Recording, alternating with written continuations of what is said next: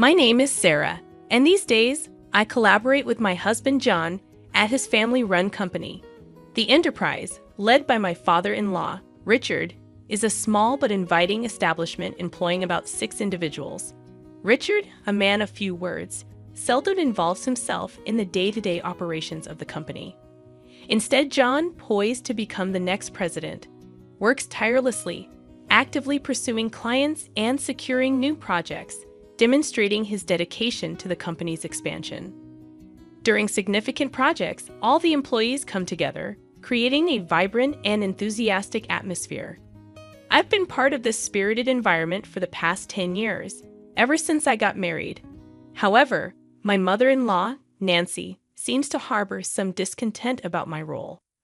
As I returned home early to prepare dinner while John remained at the office, Nancy, who had been part of the family business until our marriage, confronted me with disapproving words. "How long do you plan on clinging to our family business?" Nancy asked, her words laden with criticism. Nancy, who had looked forward to relaxation post-retirement, appeared to redirect her energy into scrutinizing my choices. In response, I tried to maintain composure, asking, "What do you mean by clinging?" Nancy retorted with a cutting tone, suggesting that I must have married John out of necessity and was now taking advantage of working in their company. Sighing inwardly, I realized that such accusations from her had become more frequent lately. When I got married, I willingly left my previous job to join John's family-run business. It was my decision, not a result of unemployment. However, Nancy seemed convinced of my incompetence at work. I attempted to explain, "Mom, it's not that I couldn't work elsewhere. I chose to join John's company." Her dismissive retort revealed her lack of understanding, as she believed she saw through my supposed hidden motives. The issues with my mother-in-law extended beyond words. Despite quitting her job with the promise of managing the household, she refused to contribute, leaving my father-in-law to repeatedly request her assistance with housework. Instead, she stubbornly insisted, "I've worked all my life. Now it's the daughter-in-law's turn to do the housework." Consequently, the responsibility often fell on me to prepare dinner, clean up after meals, and manage other household tasks. One sunny afternoon, mustering courage, I decided to address the domestic issue. "Nancy," I began hesitantly, "I've noticed the dishes often get left in the sink. It would be helpful if you could tidy up after your meals." My small request, however, triggered an angry response. She accused me of giving orders in her own house and questioned my right as a daughter-in-law to dictate her actions. Caught in this exhausting exchange, I realized that if I didn't start preparing dinner soon, we'd be eating much later than usual. Despite my internal frustrations, I managed to keep a composed exterior. "Mom, let's continue this conversation later," I suggested, attempting to diffuse the tension momentarily. Needing to focus on preparing dinner, as it seemed we would eat late tonight, Nancy finally retreated to the living room, leaving me alone with my thoughts amidst the clatter of cooking utensils. Both Richard and John were aware of Nancy's mistreatment towards me as their daughter-in-law, and they attempted to intervene whenever they witnessed it happening. However, their efforts seemed to have little effect. Each time they confronted the situation, their faces betrayed concern and frustration, a testament to their desire to foster harmony in our family dynamic. Ironically, whenever Richard and John scolded Nancy for her behavior, she redirected her anger towards me, becoming even more hostile and sharp with her words.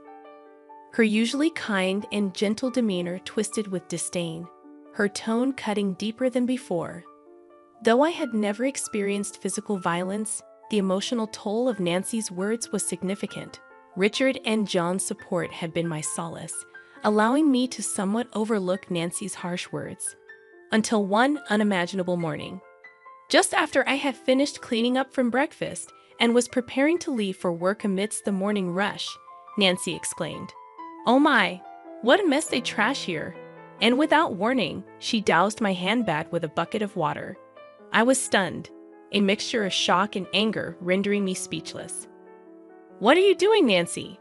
I managed to stutter out, my voice trembling with disbelief. Nancy's response was flippant. resembling that of a mischievous child. "Oh, was that your stuff? I thought it was just a big piece of trash." Her casual dismissal infuriated me. Even if you thought it was trash, who pours water on it? What kind of mindset is that? Now the carpet is all wet.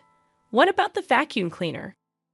My words were a jumble of anger and confusion as I frantically emptied the water-soaked contents of my bag, including documents I needed for work, onto the table. Nancy responded nonchalantly, her face calm, showing no signs of remorse or concern for my distress. "Because you don't need to go to work anymore." I was baffled. In our living room, bathed in morning light, I sat opposite Nancy, her expression colder and more resolute than usual. It was as if she had made a decision that would change everything. "Excuse me?" My response was laden with confusion and surprise. "You've been clinging to this house for 10 years, but finally I can get rid of you." Her words pierced my heart, her voice carrying a level of anger and determination I had never heard before. My mind reeled, and my heart filled with sorrow. "Getting rid of me?" I questioned, disbelief in my voice. Her words made me feel like an outsider in this family. "In fact, my daughter is joining the company, so we need you to leave. Today's your last day. Well, all you have to do today is bow your head to your father-in-law and John, apologizing for all the trouble you've caused." Her mocking laughter further wounded me. She was using my position at work to force me out. I had dedicated years to that job, building respect and memories.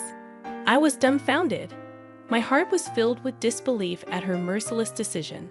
I had devoted myself to this family, but it seemed my sacrifices meant nothing to her. "Are you sure about this? Wasn't Jessica working in a clothing store in Manhattan?" My words reflected my confusion and apprehension. My job was more than just a source of income. It was my avenue for self-fulfillment. Meanwhile, Jessica, my sister-in-law, seemed to have grown tired of city life and had chosen to return to the family. She said she was tired of dealing with the cold people of Manhattan. So I told her as she came back home, I have a job ready for her. She agreed to return immediately. "Now that she's coming back, I want you out of this house." Her words were difficult to comprehend. She was ready to upend my life with a single decision, completely disregarding my place in the family, without even listening to me. "I've written your resignation letter," she said, handing me an envelope. She effectively expelled me from the house. In that moment, my heart shattered completely. Everything I had built over the years was reduced to nothing, treated like a mere piece of paper. Her actions severed our family bond irreparably. I headed to the company, just a brisk 3-minute walk from my home, my mind a whirlwind of apprehension and anticipation. As I walked under the cool morning sky, each step felt heavy with the weight of what was to come. Upon reaching the office, I shared with my father-in-law Richard and my husband John. I relayed what my mother-in-law had said. Their faces were a mix of shock and thinly veiled anger, yet they remained composed. They suggested that maybe, just maybe, it was time for me to resign to show her the reality of the situation. This suggestion sent my heart into turmoil. Having worked tirelessly in our family-run business for years, I barely knew what a long vacation felt like, aside from brief respites during Thanksgiving and the holiday season. Encouraged by John and Richard's gentle words, "Why don't you spread your wings for a change?" I made up my mind to embark on a little trip. As I packed, I found myself pondering deeply about my life, my choices, and what lay ahead. Meanwhile, my sister-in-law Jessica, who had come to replace me at the company, shockingly didn't show up until 1:00 p.m. Her irresponsible attitude left John and Richard, who had been holding the fort in my absence, in a state of dismay. Jessica seemed utterly disinterested in understanding the work despite their attempts to explain it to her. Hearing about this, I couldn't help but feel a twinge of anxiety about the future of our company, even as I looked forward to my trip. Departing without encountering my mother-in-law, I swiftly set off. During the trip, as I enjoyed the view outside the train, I reflected on my life, the past, the present, and what was yet to come. Relishing the local seafood delicacies, I contemplated deeply about myself, my family, and our business. However, the tranquility of my fourth day was shattered when Jessica called me in tears. "What's going on?" Mom said it was an easy job, just sitting in a chair. But John and Dad are acting like I can't do anything right. Her words, most likely given to her by my mother-in-law, took me by surprise. Even as I enjoyed my leisure, I realized it was time to address the situation. "So, Jessica, how proficient are you with computers?" Hesitantly, she replied. "Well, I usually watch videos online and play games too." Her answer indicated her limited experience with technical aspects. Delving deeper, I asked about her familiarity with software tools such as Word or Excel, and her response was puzzled. Considering her background in the Manhattan apparel industry, it was unlikely that she never used a computer. Tasks such as tracking sales and managing inventory would have required her to use Excel. When asked if she could handle calculations for sales or fill in documents, she confidently answered, "I could handle that task." However, when probed further with, "Can you calculate tax too, right?" her confidence waned, and she responded uncertainly. This question was a test of her mathematical skills and her ability to apply them in a business context. While Jessica might possess other skills, it was apparent she felt insecure about the required skill set for the job. Her discomfort seemed particularly rooted in her struggle with calculations, which could be why she faced criticism from Richard and John. First and foremost, it was necessary to give my mother-in-law and her cohort, who tried to oust me, a taste of their own medicine. To begin with, since you're taking over my job, I expect you to handle the accounting tasks efficiently. Be mindful of email etiquette. A casual tone suitable for friends is utterly inappropriate for business communication. Also, you'll be responsible for scheduling the staff shifts. Though our team is small, everyone's requests for time off are carefully considered, so make sure not to prioritize your own convenience over theirs. As I continued to list down my demands, I could hear her sobbing on the other end of the line. But I was told I wouldn't have to do anything. Why are there so many tasks? I didn't come back home for this. She abruptly ended the call. In the following 3 days, I decided to enjoy sightseeing in Manhattan, where Jessica had fled. From my experience, I learned that not everyone in Manhattan is cold-hearted. In fact, it seemed rarer to find people as cold-hearted as my mother-in-law and Jessica, who had conspired to drive me away. A week after leaving my job, I returned to my in-laws' house. Upon my arrival, Nancy, with her face flushed red, confronted me with a burst of anger. "How dare you make my daughter cry? You won't get away with this," Nancy exclaimed furiously, her eyes brimming with anger and misunderstanding. She made a move to grab me, but John and Richard quickly intervened. They tried to calm her down, but her anger seemed far from subsiding. John sighed deeply before speaking. "Jessica is crying because she was scolded for trying to boss around her employees, despite her inability to do anything right. It's not Sarah's fault. Besides, Sarah hasn't been here for a week, so there's no way she could have upset Jessica. Mother, you really need to stop these baseless accusations." John's voice was calm yet carried weight, trying to convey the facts and clear the misunderstanding. "But it's because of her. This woman is the reason for Jessica's suffering," Nancy retorted, her voice emotional, directing her baseless suspicions towards me. Her words lacked any foundation of truth. "Where is Jessica, by the way?" I asked, looking around the living room. But Jessica was nowhere to be seen, adding more mystery to the already puzzling situation. It doesn't matter to me that Nancy is upset about Jessica. But Jessica has no place to go since she terminated her lease in her Manhattan apartment. I thought she would be at her parents' house, but her absence raised questions. I pondered. John explained. "Jessica's locked herself in her room. She's been crying and saying she doesn't want to go to work anymore." It seemed like Jessica had run away from learning the job well. It was understandable that she would find it challenging, considering she lacked the skills to fill in for me. "You've been poisoning John and Richard against me, haven't you? If not, they wouldn't say the company ran better with me than with the incompetent Jessica." Nancy accused me vehemently. Her words were filled with long-standing misunderstandings and prejudices, leaving me utterly perplexed. She seemed to have always viewed me as an adversary, her words reflecting years of misconceptions. John let out a heavy sigh, his face showing weariness and frustration with the tangled web of emotions in this family.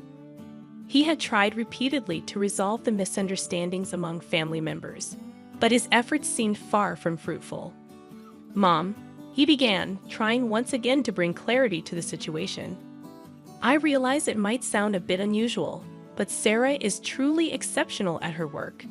She holds a certification in bookkeeping, and her secretarial skills are top-notch. Moreover, she has studied Spanish and even has experience studying abroad. When it comes to dealing with multiple languages at our company, Sarah is the one who handles everything," John explained with a sense of pride, and his mother Nancy looked utterly surprised. Nancy had assumed that I quit my job as soon as I joined the family, so she had no idea about my contributions and achievements at work. What? That sounds like something straight out of a TV drama. Actually, back in college, I was so focused on getting various certifications that I immersed myself in my studies, to the point where I hardly participated in clubs or had time for a romantic relationship. It was during this phase of my life that I met John, who visited my company for business. I inadvertently found myself sharing the story of how John and I first met. However, I realized that this wasn't what Nancy wanted to hear, so I steered the conversation back to the original topic. In a nutshell, I was entrusted with a wide array of responsibilities at the company, from handling accounting tasks to schedule coordination, liaising with other companies, and managing employee shifts. There were numerous tasks under my purview. Thanks to that, I was able to focus on reaching out to other companies for business deals. The work environment became much more comfortable compared to the times when you were around. "Mom," John added, leaving Nancy with her mouth agape in amazement. Just then, Richard, John's father, chimed in with a comment that took me by surprise. "We're going to shut down that company soon." Actually, Jessica made a big blunder. Despite being asked to prepare some documents, she decided to handle phone calls because it seemed more fun doing so. While John and I were away, she ended up behaving rudely to the person in charge from Company A. Of course, I got a call to confirm this. Hearing this, I was so shocked that I instinctively covered my mouth with my hand. "I can't believe Jessica would do something like that," I murmured.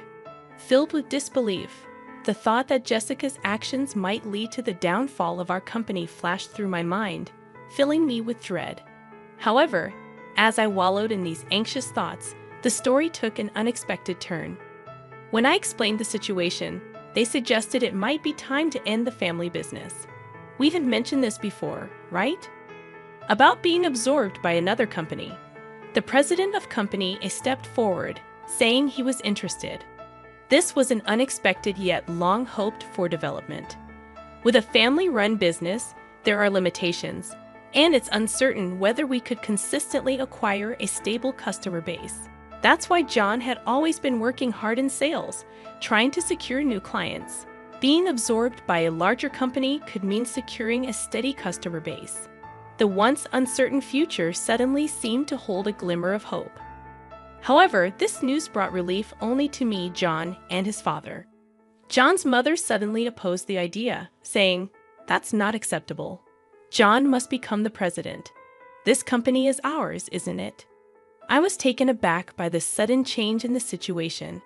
It seemed that more than a stable future, Nancy was concerned about maintaining the status of being part of a company president's family, part of an executive family.